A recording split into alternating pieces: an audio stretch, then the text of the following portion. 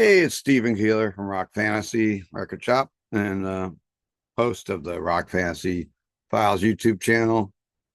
And as I'm taping this on July 23rd of 2025. Of course, yesterday, this is a very sad episode. It's an episode I never wanted to have to do. But as folks get older and time goes on, we lose many of the folks we admire, whether it's someone in our close knit family or someone we admired in show business or in the music business. And of course, this one is all about Mr. John Ozzy Osbourne. And it's an empty feeling. It's an empty feeling. And if you're old enough to remember, I'm in my early 60s, so I'm old enough to remember. I remember exactly where I was. My wife related this to another king of rock and roll that passed away in the 70s. I remember that day when Elvis Presley died, and it just seemed like the wind came out of most everyone's sails. I was on the boardwalk in Atlantic City, walking the boardwalk, and I remember getting, like, of course, no phone in your pocket, no YouTube channels, anything like that. It was just regular TV and paper ads. And the word started coming across that Elvis had passed away, and it was just like, it was just surreal. He was the king of rock and roll. Just remember, it reminds me a little bit of that. Of course, we've lost so many greats over the years: Lemmy, Ronnie James Dio, Freddie Mercury, Bon Scott. But it just seems like this one hits just really hard. Ozzy, of course, the godfather of heavy metal, pretty much started it with Tony and Bill and Geezer back in the 60s, stepping in where Led Zeppelin kind of started off. We're going to be heavier than Zepp. If you watch Becoming Led Zeppelin, you get that feel how heavy Zeppelin were then too, and you kind of forget how heavy they were. But it's a huge void in the metal and rock world, and just wanted to do a little episode. Yeah, I'm rambling a little bit. I tried doing this twice already, and the internet went out, so I think I had a better story going the first time around. But my first introduction to Black Sabbath and Ozzy Osbourne was kind of funny because when I was a kid in my in my single digits and probably even into my early beginning of my teens, I listened. I mean, I was a big music buff, but I listened to top 40 and I listened to a lot of soul and R&B. I absolutely adored bands like groups like the Temptations. The first record I ever bought was a Michael Jackson, Jackson 5 ABC. Yeah, make fun of me if you want. But and then I had one of my best friends, Jim Dan, lived in the neighborhood, part of our little clique. One day, she had an older sister, and her boyfriend was over the house, and he really picking on me. He's like, why the hell you listen to shit like the Spinners and the Temptations or Stylistics and shit like that when you can listen to this? And he said, here, I don't remember if there were 8 tracks or records, but he handed me, it was like Paranoid and Mass Reality. And I remember like Alice Cooper, School's Out being in that pile, and probably a Bachman or Overdrive record too. So I took them home, and man, I guess it never stopped. Of course, I still loved all the oldies and all that kind of stuff too, but it opened the door to mold me into what I've become today and what I started, I guess. So maybe thanks to Ozzy, it was all one of the first things that I experienced. And of course, now I've had a record store for almost 40 years that was mainly based on metal and everything else. I got a prop here. I got my Black Sabbath, the end pillow. Everything, it's such an influence, Black Sabbath and Ozzy was. Of course, my first experience of seeing Ozzy Osbourne was with his Blizzard of Oz. I never got to see the original Sabbath back in the 70s. My parents did not allow me to go to New York City, nor did I have money or a way to figure out getting to New York City. pretty much back then. So my first experience actually seeing Black Sabbath was with Ryan James Dio. I saw that at the Lebanon Valley Speedway with the Black and Blue tour. Then I got to see Mob Rules too. But I also was lucky enough on I think it was May 3rd of 1981, Blizzard of Oz was coming. So to the Mid Hudson Civic Center. So we got tickets for that. It was Blizzard of Oz, where of course Randy Rhodes on guitar, Tommy Aldridge, Rudy Sarzo, and the opening act was a band named Motorhead, one never heard of before. Earlier in the day, it was a big day because we went to a festival up in New Paltz, New Paltz, New York, which is SUNY New Paltz now. They had a spring concert every year, and it was like Stevie Ray Vaughan and Frank Marino, Mahogany Rush, and I forget what other acts, but we went to the festival setting in the afternoon with my wife, Linda, and my neighbor, Carl, and then we went out. We were in the sun all day and drinking and watching those bands, and then we, a little weary, a little probably drunk, went to the Civic Center and saw this band Motorhead, which was the heaviest thing on earth. We were standing on these plastic chairs watching them, and then of course Blizzard of Oz came out. Still remember the T-shirt from that day because it had the map of the United States on and had little crosses on what tour dates they'd put a cross on the city. So still remember that. And then it was such a great show and getting to see. And then I had crossed both things off. I saw Sabbath with Dio. I saw Ozzy with Blizzard, and both things were just phenomenal. And then I'm looking at my notes here. Bear with me for a second. Made some notes quickly. First time seeing him in concert, we just said, and then I also saw him later on. I don't have the exact date, but it was Blizzard of Oz at the Music Mountain, which is a defunct music venue, which is in Sullivan County now. Of course, everyone thinks of Bethel Woods. This was long before Bethel Woods. Def Leppard was the opening band. It was Def Leppard and Ozzy Osbourne, Blizzard of Oz opening. Other memorable times that I saw him almost every time they came around.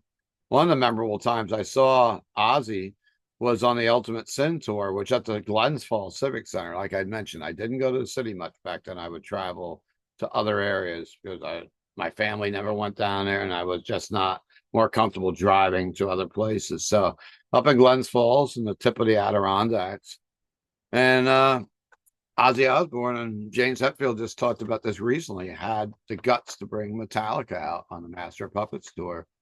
And tell you what, it was just a killer show. Ozzy was great. And of course, we kind of all went for Metallica that day too. But Metallica, we got to meet Cliff Burton that day. So what a memorable night that was. I also backtracking a little bit. I saw the Bark at the Moon tour with the Motley Crue opening up. There's so many times I saw them, it's hard for me to even mention all of them. I saw them at the Meadowlands Arena also. And I don't think that's the same gig, but I may be mistaken. Maybe somebody can help me in the comments. The night that they were like they were cutting open the cushion seats and throwing the foam all through the air in the Meadowlands Arena. And Ozzy was, I think, got in some trouble because he was let's go crazy, man. And this usual can't banter on stage, and people were cutting out the seats and throwing them. Not sure if that was that tour or later on in the 80s, because I saw him there a couple times. He also visited Middletown right here where I'm at currently. I would have done an episode last night, but I was over there with my friends Iron Cobra. I'm sponsoring the concert series at the fair. It's the 40th anniversary of my shop this year. So we got behind the fairgrounds, been promoting that. Actually, I'm going over there in a little while tonight because the old hair metal group Trickster is going to be there tonight. But last night was Iron Cobra. Chris Caffrey came down. We talked a bit about Ozzy before the show. And we had Chris come up on stage, and they did a couple of an Ozzy and Black Sabbath song, and Chris laid down that and had some words, moment of silence, got everybody to chant Ozzy, and just had a good night of getting the metal community together last night. Hope to see some of them out there tonight too. And he visited Middletown on July 2nd of 1989, which I started to talk about. It was a no rest for the wicked tour. And my friend Ralph Corwin at the time was a track photographer, Gypsy, also rest in peace. His son actually takes a lot of pictures at the shows locally with us now. I got a picture with Ozzy. Ozzy sat on his Harley that day, and he used it as his business card for many, many years. And I saw Ozzy, like I said, so many times. I saw the was it no? I think it was No More Tears tour where he was doing. That's it. You'll never see me again. That was in the '90s. Then, of course, Black Sabbath got to back together, original with the four guys. Saw the reunion tour, which was at Pantera open up and Deftones at the Meadowlands Arena, Continental Airlines Arena, Brendan Byrne Arena, whatever, where the New Jersey Devils skate. Went there so many years. It's still standing. It's actually the building's still there. But then, of course, I saw Sabbath with that reunion tour. And I tell you what, it's the first time, like I mentioned earlier, I never saw Ozzy with Black Sabbath because in the past, but I've seen him. I saw Black Sabbath with everyone else. I saw him with them with Dio, of course, as I mentioned. I was at the Ian Gillan Born Again tour. I was at the Glenn Hughes, which was the ill-fated 7-star Black Sabbath tour, and I saw one of the last nights of that tour. And then Hughes left the tour, and Ray Gillan joined. I never saw them with Ray Gillan because I saw him a couple times with Tony Martin. So I never got to see the original Sabbath until the late '90s.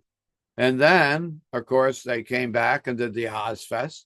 Saw quite a few of those. A couple times I'd go see Ozfest.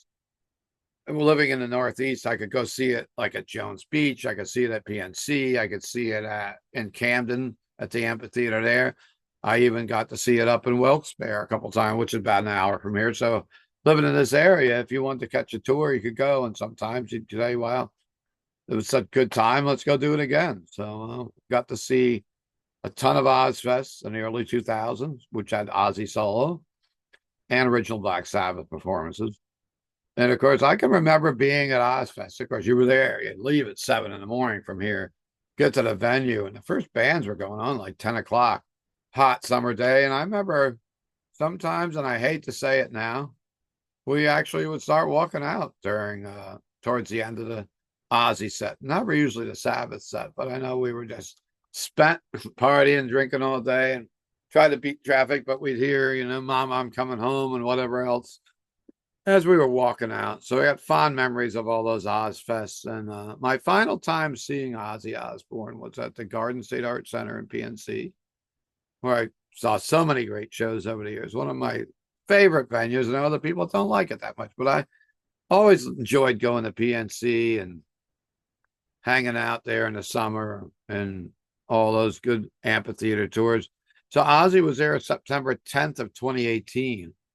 And we didn't know if that was going to be the last time. Of course, then the pandemic rolled around the world in 2020. He had planned on coming back around, but it was the final time I got to see Mr. Osbourne on stage. And I will always listen to Black Sabbath. I've been listening to it all day. I've been listening to Boneyard, Ozzy's Boneyard. They've been doing a lot of special stuff on there with Mark Striegel. And there's a bootleg I got here at the house.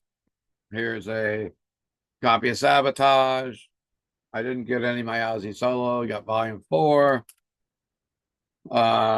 Sabbath, Bloody Sabbath. This one's still signed. I'm not quite sure why, but I've got an open copy here too. Maybe that's why I brought it home and realized I had one here already. And just wanted to say that, man, this is a big void. Alice Cooper had a message that he put out. He performed last night in Italy, and you're seeing so many of the greats coming out now. And Alice kind of just put it in such perfect words, as time goes, it starts taking us, and but you're never just ready for the big ones like this. And We'll talk a little bit about the back to the beginning. There was so much mystery going into that gig. Will Ozzy perform? Is he healthy enough to perform? Because we all saw him at the Rock and Roll Hall of Fame. He didn't seem like he could do much there. But boy, he came out at back to the beginning and he gave it his effort. And here we are 17 days away from that performance. And now he's gone. And it's it's very tragic. It's very sad. But man, if we had a way of doing this and we wanted a storybook ending, which it's like I was thinking last night. I was actually at a movie yesterday. I went to see the Superman movie. Drove down to Palisades Mall, and I haven't been to IMAX in years. I want to treat myself to go and see the Superman movie. And of course, I had my phone shut off. I come out of, the movie's over. I put my phone back on, and I see like 30 text messages. I'm like, what the hell is going on? And it's like, I got the bad news then. And I just got thinking immediately, like, how epic that concert was now. It's just like it was his living memorial, his living goodbye, and all the love he got, and all the money that they raised for Parkinson's and whatever else. And having, they said they sold 58 million people bought that pay-per-view. That's what they were saying. Don't hold me to that, but I heard that from Pete Pardo and Chris Allo on their channel. They did a nice episode on the Sabbath Stone. So go over to Pete Pardo's Sea of Tranquility channel and take a watch on that. And just to see the love and the adoration, I'm just so happy that he got to pull it off. And there wasn't a dry eye. My wife's been shedding tears for the last couple of days.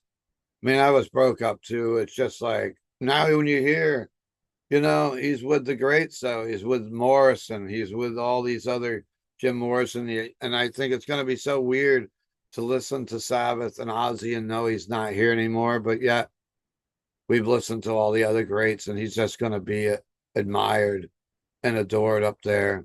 And so many other bands are doing tributes to him now that are on tour. Pantera, I was told, has added Planet Caravan back to their set. I think Primus was doing a Sabbath song last night, so that's going to be going on a lot. And I hope it continues. I hope it continues a lot. Rock Fantasy turns 40 this year, 40 years old this year. I plan on doing my big 40th anniversary show in the fall. And I think it has to be built around Ozzy. Maybe we should do a back to the beginning kind of show where we have maybe Into the Void or Sabbath Superstars or someone come on and do their set at the end, but have some of the other bands that are playing do a Sabbath cover or an Ozzy cover, sort of like they did in England. I think that would be really fun, really meaningful. So I guess I'm going to wrap this episode up. So Ozzy, we love you. And I've got my old Black Sabbath black light poster on the wall behind me. And of course, my whole world has been shaped around heavy metal and hard rock, as you know, with Rock Fantasy. And God bless you, Ozzy. We'll see you on the other side, my friends.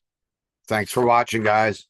Put your favorite Sabbath moments in there. Please take a minute to like and subscribe. And I will talk to you soon again on the Rock Fantasy YouTube channel. Take care, guys.